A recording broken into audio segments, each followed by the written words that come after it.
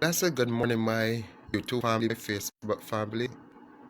If you don't know me, my name is Brother Kenroy Walker. Thank you for tuning in to my channel this morning. It's been 2 weeks since I last did a story, but today, I feel compelled to do a story.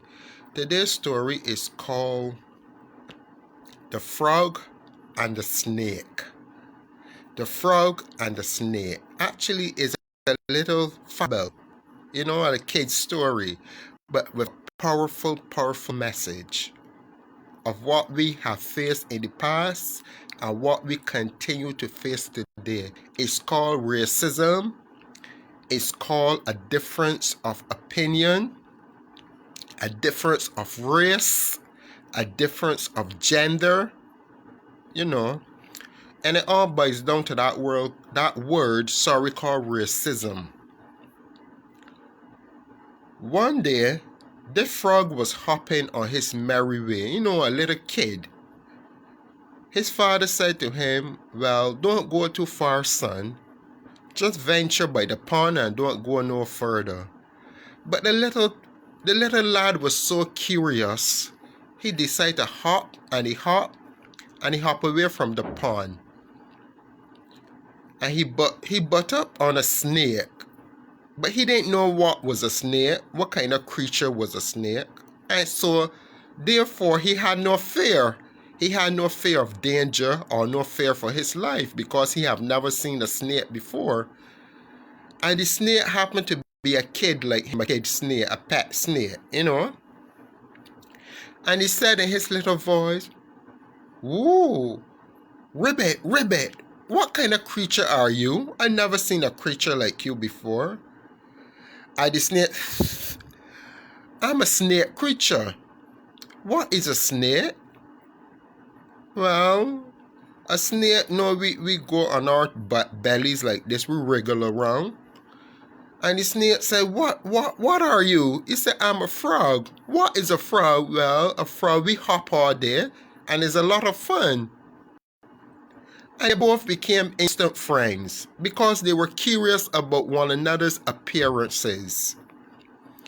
And throughout that day, they played together the whole day. Sometimes the snake would try to hop like the frog, and vice versa. The frog would try to sit down on his belly like the snake, and it was fun for both kids. After the day was through, they both went back to their respective homes and their respective parents. And they were so excited to tell their parents about the adventures of their day, of their wonderful fun day. And the frog said, "Dad, I met a new friend today." "Well, that is wonderful, son. I'm happy that you meet friends so soon. You meet friends in one day. I'm happy for you." And vice versa, the snake tell his mom, "Mom, I met a new friend today," and the mom was so excited for him.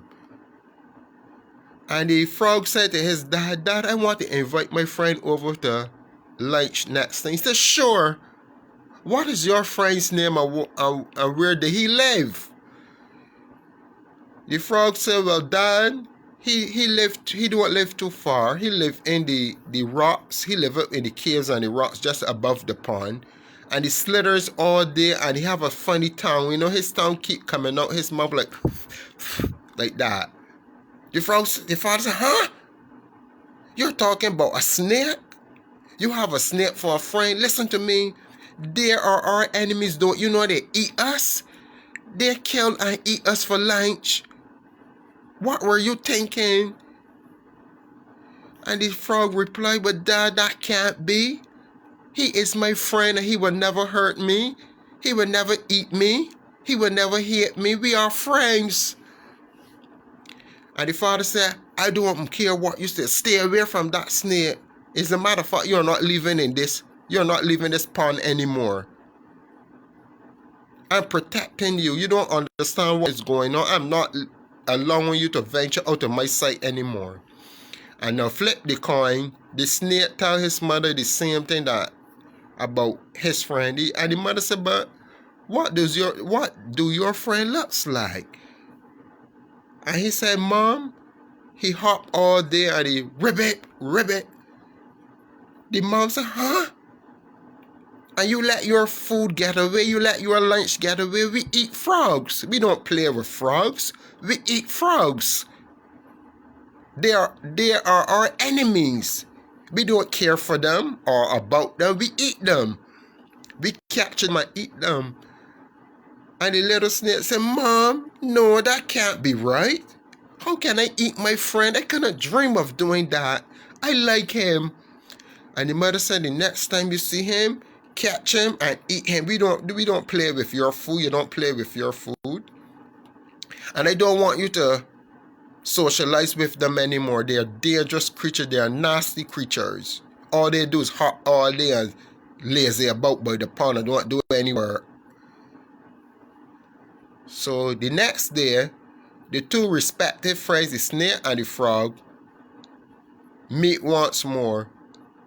And their appearances were gloom and doom, had their head held down. And the appearances was not too happy. And the frog said, well, my dad said you are my enemy and you eat us. Is that true? Well, my mom said that you are food for us. We catch you all and kill you all. But I'm not going to kill you. The frog said, but I know, but my dad said I can't play with you anymore. And they both left and they never played together again. That was the end of their friendship. Ladies and gentlemen, the message in this story is, it is a kid's story, but yet with a powerful message. In this story, it demonstrates that racism, you're not born with racism. Racism is taught. It's not nothing you born with, because if it was something that you were born with, from natural instinct, from the time that snake saw that snake would have captured that frog and killed that frog and eat that frog. But yet he befriended the frog because he never seen the frog before. He didn't have the killer instinct within him at that moment. It shows that racism was, you're not born with racism. Racism is something that are taught to you.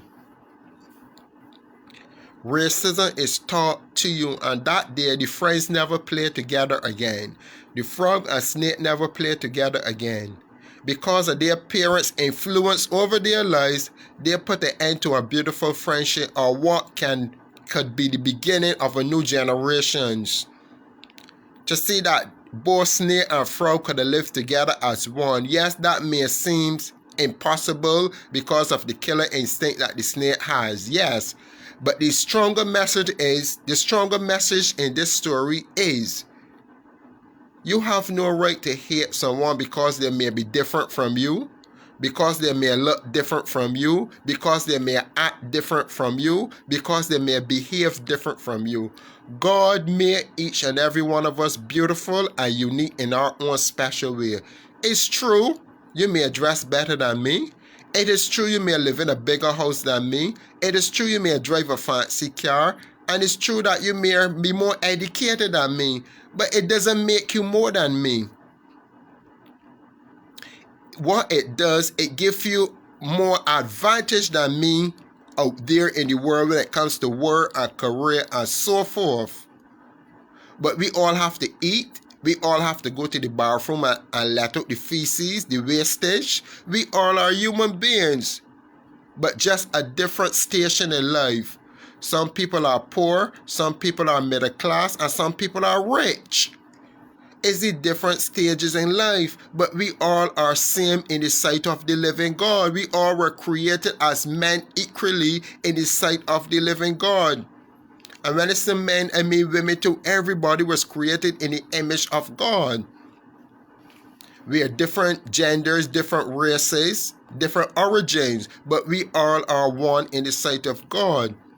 And the fact that the snake and the frog couldn't play together anymore, that brought an end of a beautiful friendship, or what could have been. This is Brother Kenroy coming to you with my first story. Remember, racism, you're not born with racism. You're not born to hate. Hate and racism are taught to children. You didn't born with those things, so God created you beautifully. God created you beautiful.